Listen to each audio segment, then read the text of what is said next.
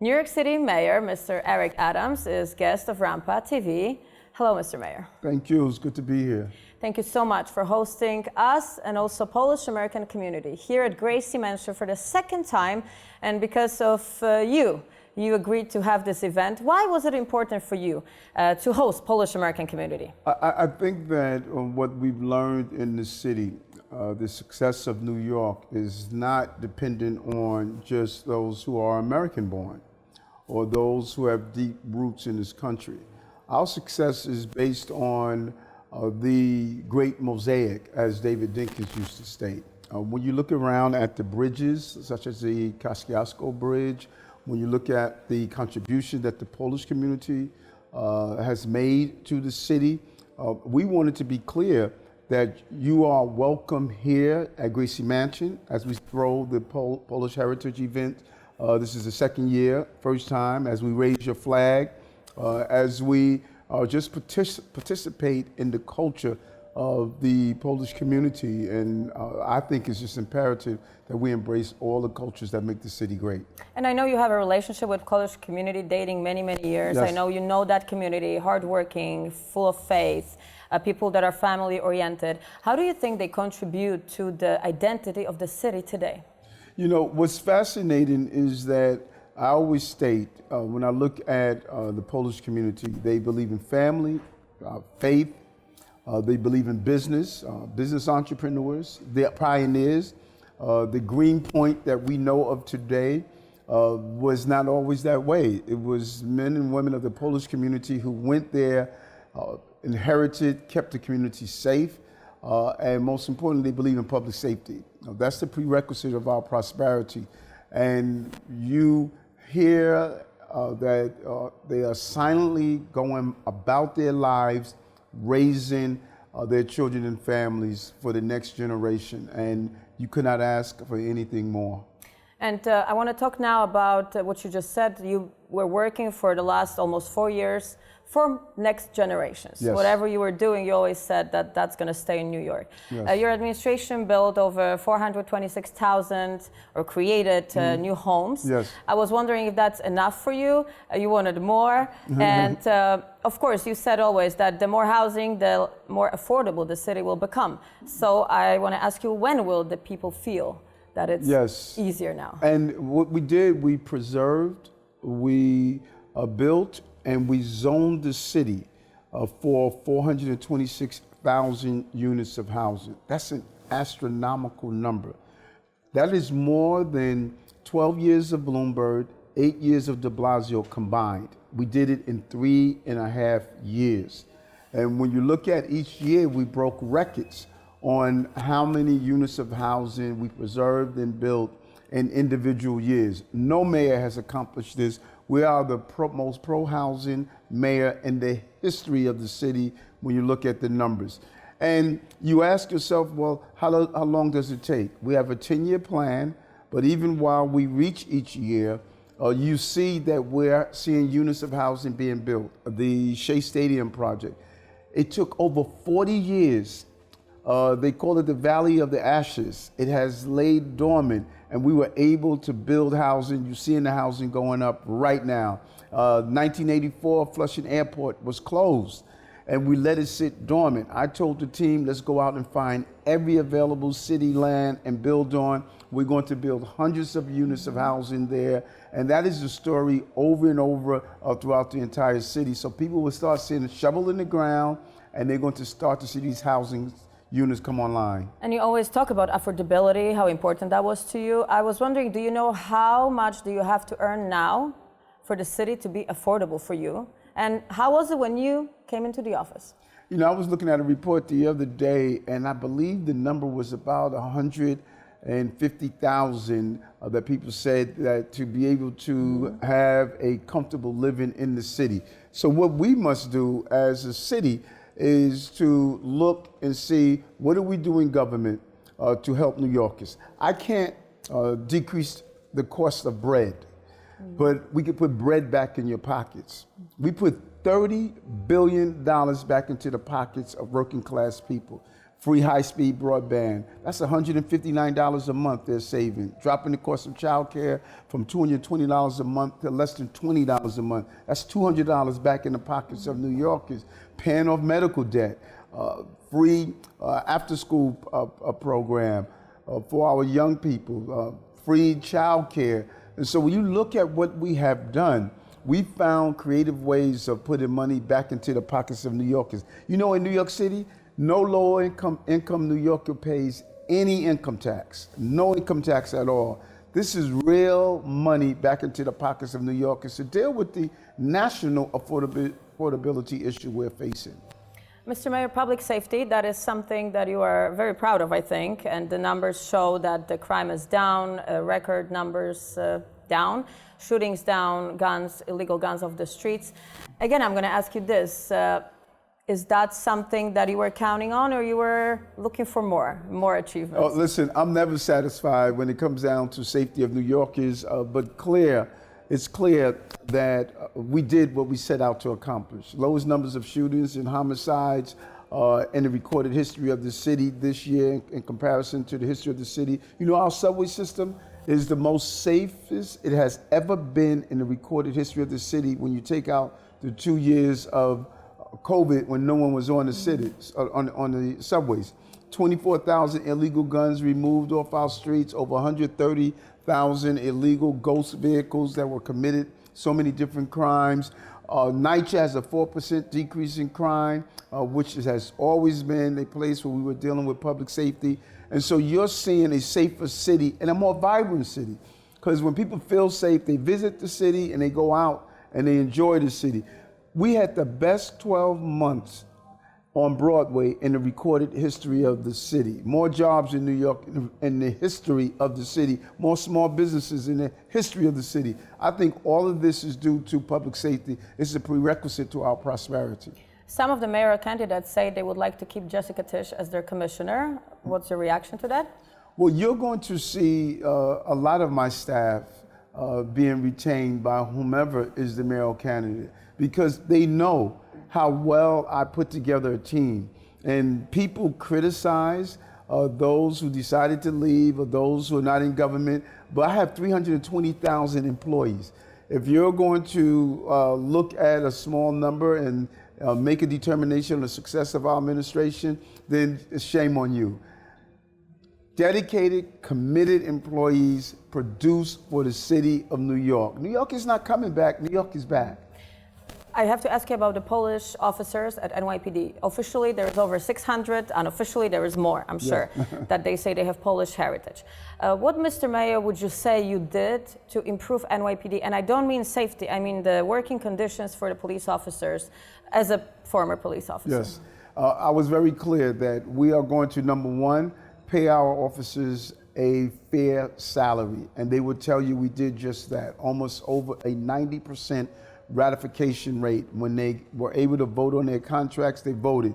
We made sure that their salaries were equivalent to the work that they do and how they put their lives on the line. But more than that, we gave them the support that they deserved. We were there for our officers during difficult times. We stood by them and made sure that they knew that they had a mayor that was in full support of what they were doing. But people are worried there is 2,000 less officers than it was in 2019.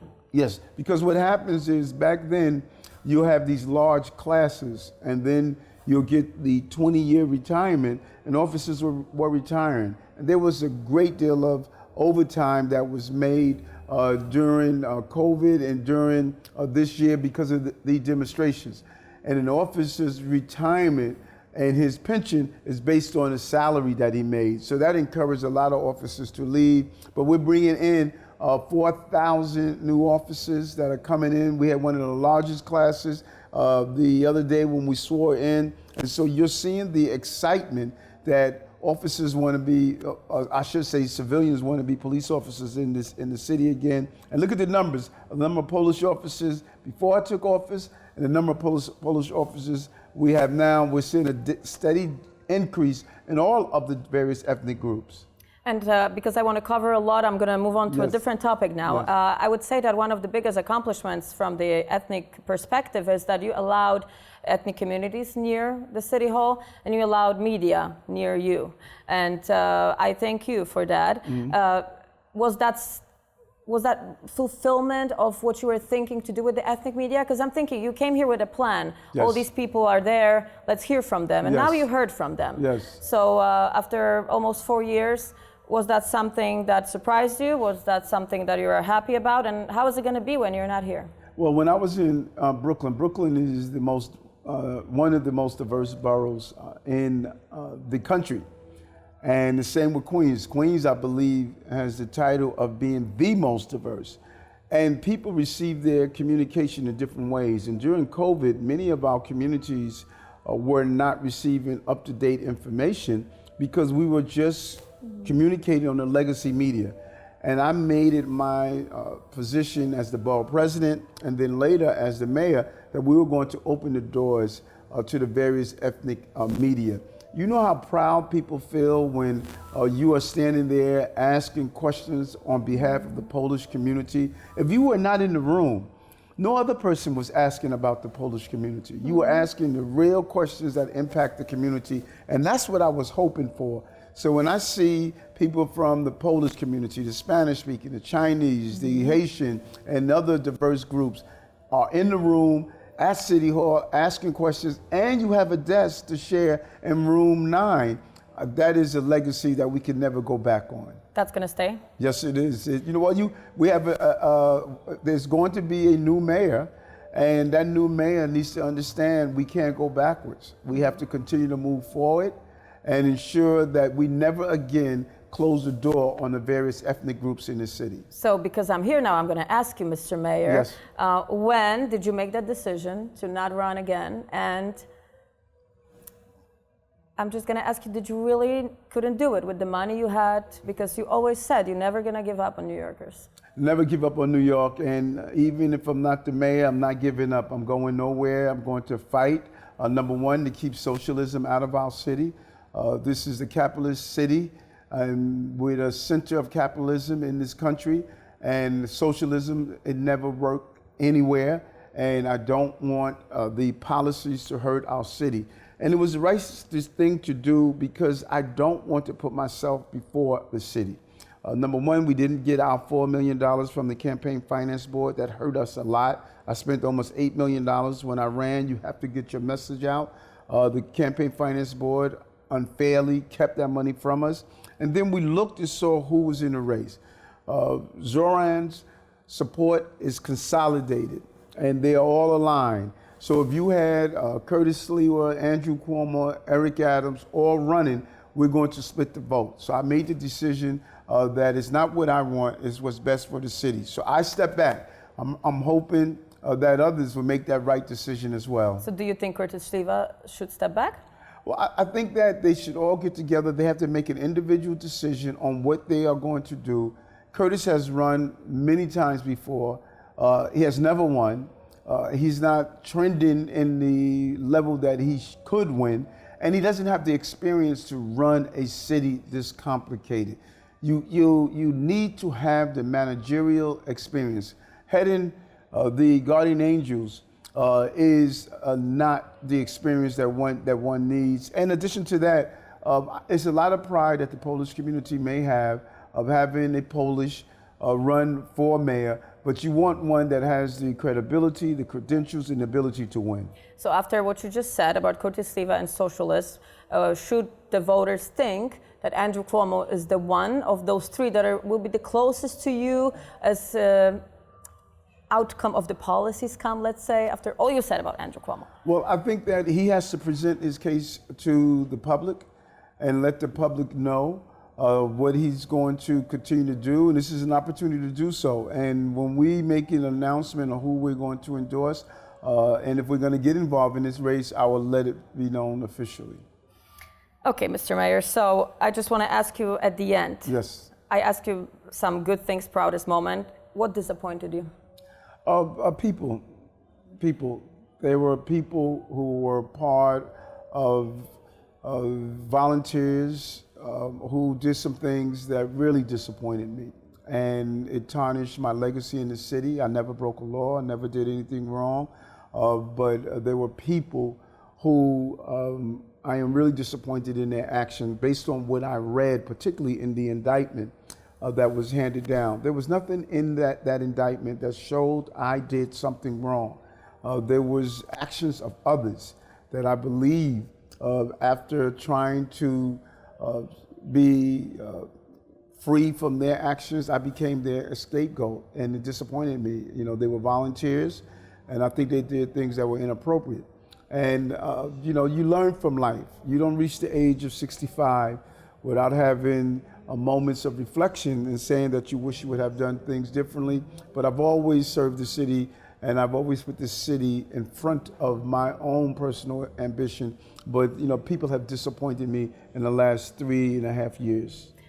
Continuing on that thought, how and what did you learn about yourself as a leader or as a person? Because you went through that, you also went through the end of COVID, through migrants. What did you learn about yourself? That's a great question, and it's not asked too often. I don't think anyone ever asked. I learned that I am the man that I thought I was. It was very challenging. You know, the uncertainty that came with COVID, the uncertainty that came with 237,000 migrants and asylum seekers, and the lawfare that I experienced with an unwarranted indictment. Many people would have stayed in bed in a fetal position, but if you do an analysis, each year we moved this city forward. Even when the indictment took place, we didn't stop. And that to me meant a lot. You know, the child that my mother raised, of always being resilient and watching her resiliency, I am the child that she raised, and I'm the man that I always thought I was.